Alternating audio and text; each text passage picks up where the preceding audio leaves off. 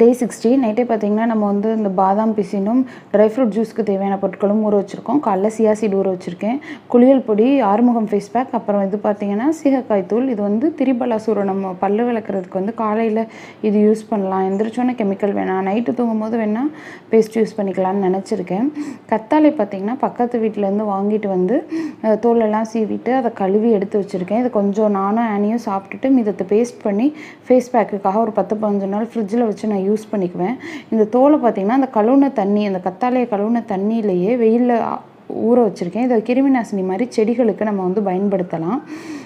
அதுக்கப்புறம் பார்த்திங்கன்னா ஒவ்வொரு செடி வளர்க்குற பேக்லேயுமே ஒரு சின்ன வெங்காயத்தை நம்ம நட்டு வச்சோன்னா அந்த செடிகளுக்கு பூச்சி வராமல் இருக்கும், நமக்கு ஒரு வெங்காயமும் கிடைச்ச மாதிரி இருக்கும்.